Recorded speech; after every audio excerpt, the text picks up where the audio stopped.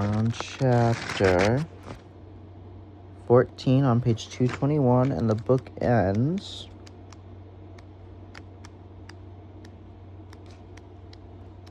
with chapter 16.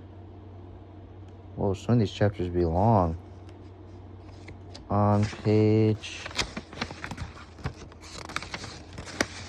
271.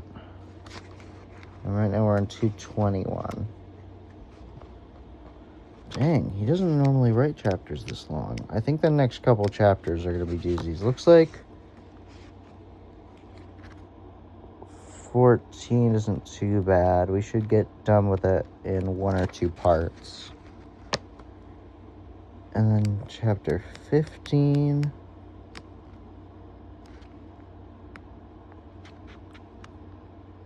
Ooh. Chapter 15 might be a 1-2-parter, but then chapter 16. Or maybe not. I don't know. I guess maybe I don't realize how much I read. The recording has really gotten me reading a lot. I think you go to bed and I just keep on reading. Quite often. Because we have flown through the last couple books. The beginning of the end of the world, chapter 14. Yeah, because I'm pretty sure Narnia is flat. Don't, quote me on that. But I'm pretty darn sure the world of Narnia is quite literally flat. And it just, ends. I guess we'll see. Slowly, the door opened again, and out there came a figure as tall and straight as the girls, but not so slender. It carried no light, but light seemed to come from it. As it came nearer, Lucy saw that it was like an old man. His silver beard came down to his bare feet, and in front of his silver hair hung down to his heels behind, and his robe. Man, sometimes I feel like C.S. Lewis should be putting more commas in these crazy run-on sentences he writes. And his robe appeared to be made from the fleece of silver sheep. He looked so mild and grave that once more all the travelers rose to their feet and stood in silence. But the old man came on without speaking. So to the travelers, But the old man came on without speaking to the travelers and stood on the other side of the table opposite to his daughter. Then both of them held up their arms before them and turned to face the east. In that position they began to sing. I wish I could write down the song, but no one who was present could remember it. Lucy said afterward that it was high, almost shrill, but very beautiful, a cold kind of song, an early morning kind of song, and as they sang, the gray clouds lifted from the eastern sky, and the white patches grew bigger and bigger till it was all white, and the sea began to shine like silver. And long afterward, but those who sang all the time, the east began to turn red, and at last, unclouded, the sun came up out of the sea, and its long, level ray shot down the length of the table on the gold and silver and on the stone knife. Once or twice before, the Narnians had wondered whether the sun at its rising did not look bigger in these seas than it had looked at home. This time they were certain. There was no mistaking it. And the brightness of its ray on the dew and on the table was far beyond any morning brightness that they had ever seen. And as Edmund said afterward, though lots of things happened on that trip which sound more exciting, that moment was really the most exciting. For now they knew that they truly came to the beginning of the end of the world. Then something seemed to be flying at them at the very center of the rising sun. But of course, one couldn't look steadily in that direction to make sure. But presently the air became full of voices which took up the same song that Lucy and her father were singing, that the lady and her father were singing, but in far wilder tones and in a language which no one knew. And soon after that, the owner of these voices could be seen. They were birds, large and white, and they came by hundreds and thousands and alighted on everything, the grass and pavement, on the table, on your shoulders, your hands, and your head, till it looked as if heavy snow had fallen. For like snow, they not only made everything white, but blurred and blunted all shapes. But Lucy looking out from between the wings of the birds that covered her, saw one bird fly to the old man with something in its beak that looked like little fruit unless it was little live coal, which it might have been, for it was too bright to look at, and the bird laid it in the old man's mouth. Then the birds stopped their singing and appeared to be very busy at the table. When they rose from it again, everything on the table that could be eaten or drunk had disappeared. Those birds rose from their meal in their thousands and hundreds and carried away all the things that could not be eaten or drunk, such as bones, rinds, and shells, and took their flight back to the rising sun. But now, because they were not singing, the whir of their wings seemed to set the whole air a-tremble, and there was a table pecked clean and empty, and the 3 old lords of Narnia still fast asleep. Now at last the old man turned to the travelers and bade them welcome. "Sir," said Caspian, "will you tell us how to undo the enchantment which holds these 3 Narnian lords asleep?" "I will gladly tell you that, my son," said the old man. "To break this enchantment you must sail to the world's end, or as near as you can come to it, and you must come back having left at least one of your company behind." "And what must happen to that one?" asked Reepicheep. "He must go into the utter east and never return into this world." "That is my heart's desire," said Reepicheep. "And are we near the world's end now, sir?" asked Caspian. "Have you any knowledge of the seas and lands further east than this?" "I saw them long ago," said the old man, but it was from a great height. I cannot tell you such things as sailors need to know." "Do you mean you were flying in the air?" Eustace blurted out. "It was long way above the air, my son," repeated the old man.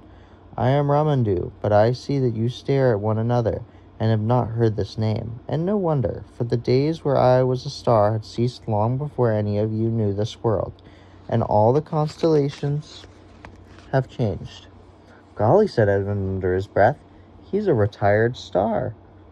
Aren't you a star any longer?" asked Lucy. "I am a star at rest, my daughter," answered Ramandu. "When I set for the last time, decrepit and old beyond all that can reckon, I was carried to this island. I am not so old now as I was then. Every morning a bird brings me a fireberry from the valleys in the sun, and each fireberry takes away a little of my age. And when I have become as young as the child that was born yesterday, I shall take my rising again, for we are at Earth's eastern rim, and once more tread the great dance." "In our world," said Eustace, "a star is a huge ball of flaming gas." "Even in your world, my son, that is not what a star is, but only what it is made of. And in this world you have already met a star, for I think you have been with Korakin." "Is he a retired star too?" said Lucy. "Well, not quite the same," said Ramandu. "It was not quite at a rest as that he set to governing the Duffers. You might call it a punishment.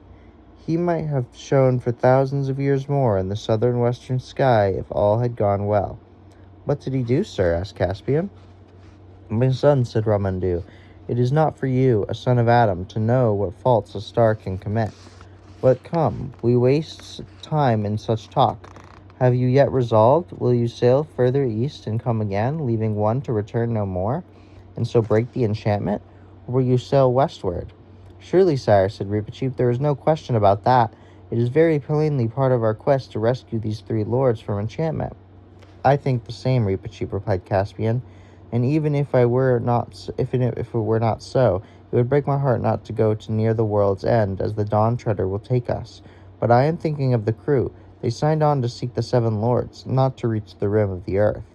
If we sail east from here, we sail to find the edge, the utter east, and no one knows how far it is. We're brave fellows, but I see signs that some of them are weary of the voyage and long to have our prow pointing to Narnia again. I don't think I should take them further without their knowledge and consent. And then there's the poor Lord Roop. He's a broken man."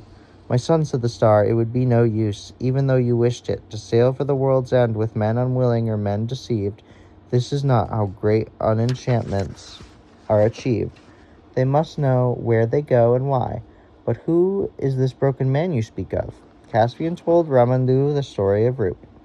"I can give him what he needs most," said Ramandu.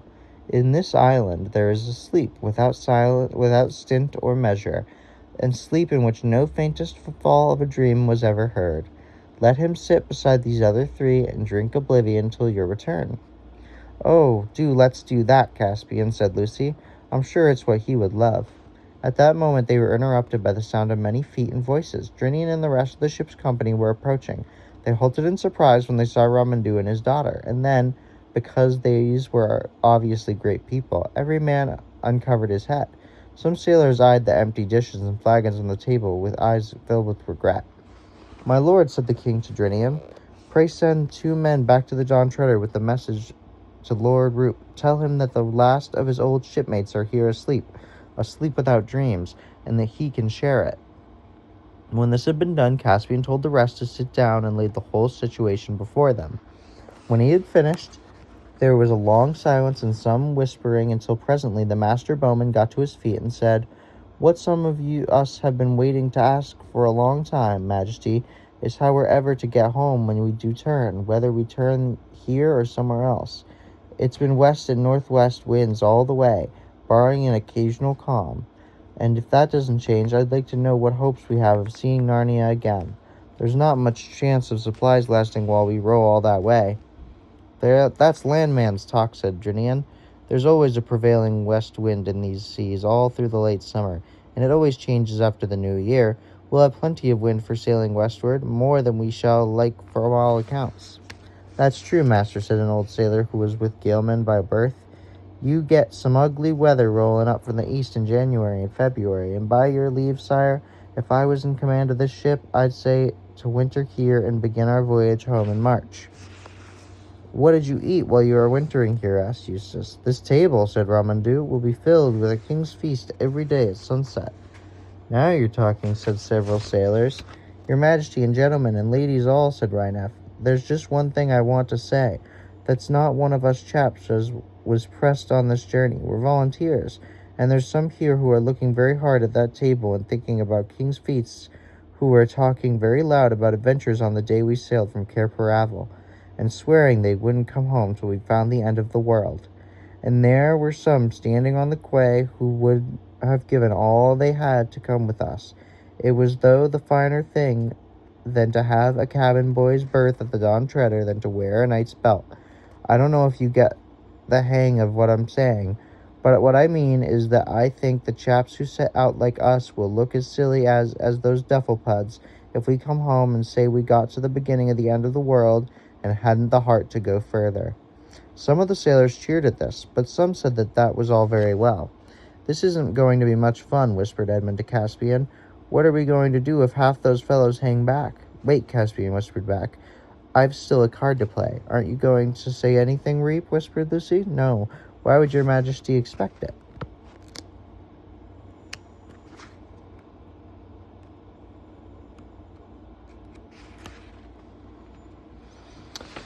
See, there's 3 page turns left in this chapter. But you're also definitely asleep.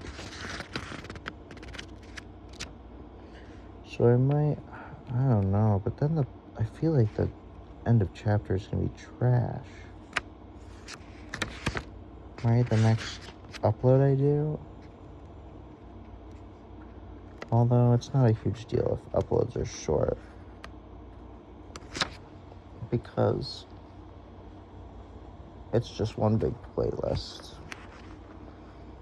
I might stop right here. Mostly because I can hear you snoring.